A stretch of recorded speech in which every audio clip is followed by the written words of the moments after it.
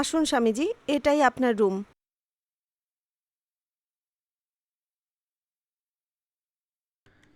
পুজো কবে থেকে শুরু করতে হবে তুমিই বলো।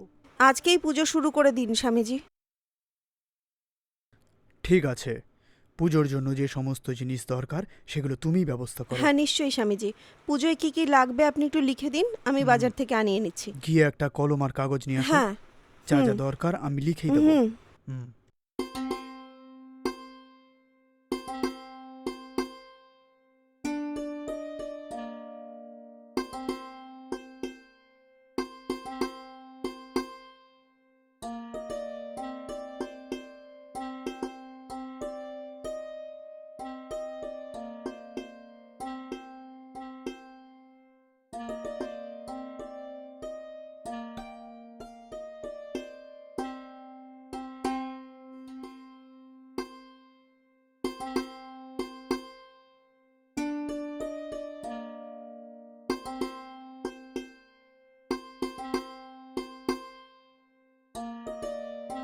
এখানে যা যা লিখে দেব তুমি যদি সব আজকেই নিয়ে আসো, তাহলে আজ থেকেই পুজো শুরু করব। ঠিক আছে স্বামীজি, আমি আজকেই এগুলো সব কিনে নিয়ে আসছি। হুম, ঠিক আছে তুমি যাও। হুম। আরে ভগবান, কিছু একটা করে এই ঘরে ঢুকে গেলাম। এই 3 দিন খাওয়া পড়ার কোনো চিন্তা নেই। এবার এখান থেকে যাওয়ার সময় একটা ভালো অ্যামাউন্ট নিয়ে তবেই এই ঘর ছাড়বো। এরকম যদি 10টা ঘর পাওয়া যায় তাহলে আমার জন্য যথেষ্ট।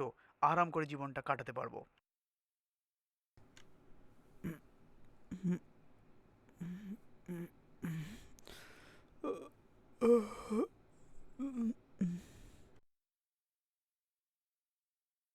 আ, স্বামীজি, হুম। আমি আপনার জন্য কিছু খাবার দাবার নিয়ে আসি। কিছুক্ষণ পর আমি তোমাকে বলে দেবো। ঠিক আছে, তুমি বসো, তোমার সাথে কিছু কথা আছে আমার। হ্যাঁ হ্যাঁ স্বামীজি।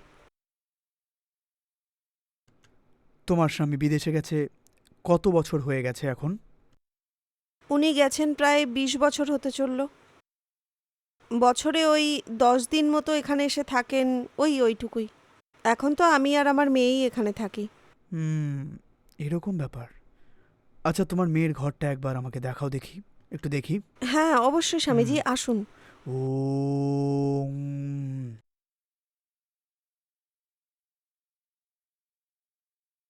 আসুন স্বামীজি, এটাই আমার মেয়ের ঘর।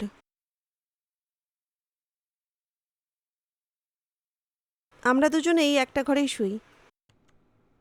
হুম, ঠিক আছে।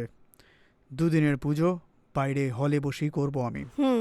তারপরের দিনের পুজো এই ঘরেই করতে হবে আমাকে। হ্যাঁ ঠিক আছে আর স্বামীজি। এই 3 দিনের পুজো শেষ হওয়ার পর তোমার সন্তান এই সাপ থেকে মুক্তি পাবে এবং খুশির জীবন কাটাবে। ঠিক আছে স্বামীজি। তোমার সন্তানের জীবন অনেক খুশিতে কাটবে। ও, তুমি যা চাইবে ওটাই প্রাপ্ত হবে। ঠিক আছে স্বামীজি, আপনি যেমন বললেন তেমনই করব। ঠিক আছে, তুমি গিয়ে পুজোর প্রস্তুতি করো। হ্যাঁ এখনই তৈরি করছি।